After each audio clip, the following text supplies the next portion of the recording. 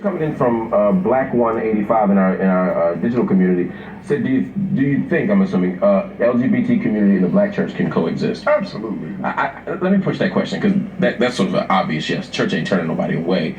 How should the Black church and LGBT community exist? I think it's going to be diverse from church to church. Every church has a different opinion on the issue, and every gay person is different. And I think that to speak the church, the Black church or white church or any kind of church you want to call it, are all the same is totally not true. And all gay people are not the same. The types of relationships that are afforded are based on the types of people in each individual case. Yeah. And LGBTs of types and sorts have to find a household of worship that reflects what your views are and what you believe, like anybody else. And the church should have the right to have its own convictions and values. If you don't like those convictions and values, you totally disagree with it, don't try to change my house, move into your own and establish that sort of thing and find somebody who gets what you get about faith. And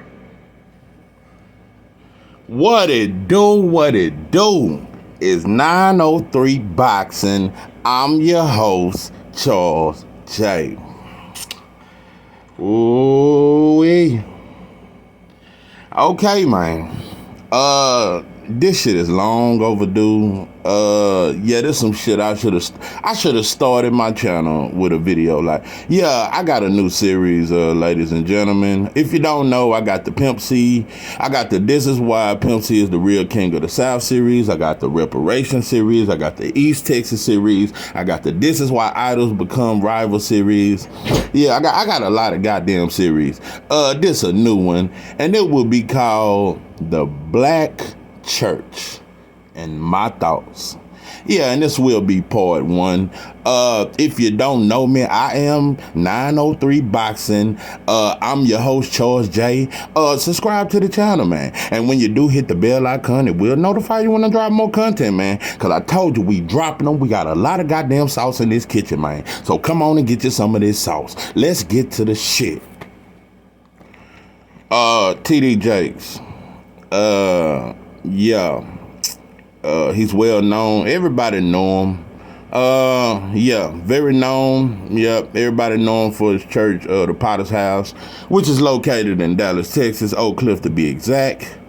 Yeah, he's very successful. I think it's very important that I talk about the Black church and start this series. It's a lot of goddamn confusion. Yeah, and we don't know what to believe. It's so many doctrines. It's so many beliefs. Yeah, we lost in the sauce. So yeah, I just want to give my thoughts on the Black church. It's gonna be a lot of goddamn parts. I may do 50 parts because that's how much shit going on in the Black church. Yeah, it's a lot of shit. Yeah. And if you don't know, yeah, I come from a family of preachers. My pops was a preacher, granddaddy preacher, great granddaddy was a preacher, but I'm not a preacher. Nah, I'm not a preacher. So I know a lot about the church. I understand it very well. So yeah, I'm qualified to speak on it. Yeah, I've been in a lot of goddamn churches. So the Black church has fallen. A lot of things, man. For one, we not. It ain't no more soul in the church. Yeah, when you go in, yeah, it's not that soulful. I told you, that's why I miss them old preachers. You know, I miss them preachers that still be shaking when they up there. Yeah, about 80 something, but he has so much knowledge though. And not only did he have a lot of knowledge, the Black church used to be black. Yeah, we talked about shit that was going on in the communities. That shit don't go on no more. Yeah, when that lady get her announcements and she get up there for 30 goddamn minutes and talk about, yeah, all these different church events and Sister Sally's birthday and Ebenezer Chapel having an anniversary and yeah, and all these other churches having this. We never mentioned the kids. We never mentioned our situation. We never mentioned that 14-year-old that just got shot around the corner from the church. last Tuesday. We don't talk about that. We don't talk about the police that beat that boy up and choked him out, and that was right down the street from where the pastor lived. We don't talk about no issues that got to do with black. We got no, the black church, we just brag a lot. We brag about what the Lord done did for us. Yeah, and another thing that's real popular with the church, it used to be about family and coming together to do something about our situation and understanding who the enemy was. Now we stab our own self in the back. We don't even need nobody to stab us. We stab our damn self. We blame ourselves. We blame each other. That's what church is. And we always talk about how family ain't this. And you know what? You know what they really do? It's like we disown one another and discredit one another, and it stops us from loving one another, and we're teaching one another to just depend on God, because you can't depend on man, and man will always fail you. It's a lot of shit in the Bible. It's 13 books missing, ladies and gentlemen. It's a lot of shit, and it's a lot of shit that was changed over. We were once dependable. We was somebody you could believe in and stick to and trust. Yeah, that's just something we stopped doing. So all that man gonna talk about now. We talk about each other now, but we used to didn't do that. Now, cause the black church wasn't about. It was about love. It was love first, and we didn't. And before we even got it from the Lord, we went to praise the Lord. We loved one another. See, that's what the church don't teach, to love each other. Now it teaches that we ain't shit. It teaches that, she gonna talk behind your back, and the deacon ain't shit, and they ain't shit, and only God is somebody. Now, we used to be the shit. And we used to love one another, and we didn't fuck over each other as much. Now, and we wasn't as messy. Now, we wasn't as messy, and it wasn't as much, it wasn't as much crooked shit going on. And it wasn't as much about money. Everybody put their money together. Yeah, that was when we shared.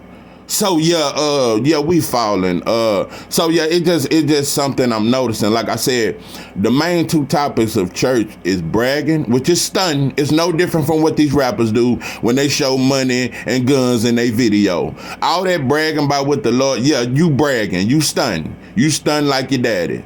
So and the other thing is to talk about how people failed you, and it was only the Lord that came and rescued you. Black folks, you motherfuckers need to wake up. It wasn't just the Lord. Man helped you a lot. Yeah, it's a lot of goddamn times I didn't know where I was gonna eat. I didn't know where I was gonna sleep. It's a lot of situations, and somebody helped me. Yeah, and God can send people in your life to help. But we're neglecting the fact that man can help you. We can help one another. All this depending on just God. God got it. God got his own business. Yeah, we on this earth, and we might as well stick together and love one another. That's what you motherfucking preachers need to talk about. You motherfuckers do not try to get us to stick together and love one another. Now you get your money, you get that offering plate, you get your tithes, and you get back in your Cadillac, and you get your cigar, and you get your Hennessy on rocks, and you count your money. Yeah, you motherfuckers don't never want to bring the church together. Now, you motherfuckers play on our pain. That's what you preachers do. You motherfuckers just try to get us to cry and get weak and vulnerable, and that way we give you more money than what we wasn't gonna give you but $5. Yeah, but you done made me cry. You done threw this all. I done passed out. Yeah, I'm finna give you $100. I can't even afford it. Yeah, I got bills due and shit, but I done gave you $100 goddamn dollars because you done made me cry and you done played on my feelings. You know I'm hurt. You know the woman just lost her son. So yeah, you're playing on her hurt and all that there instead of building her up.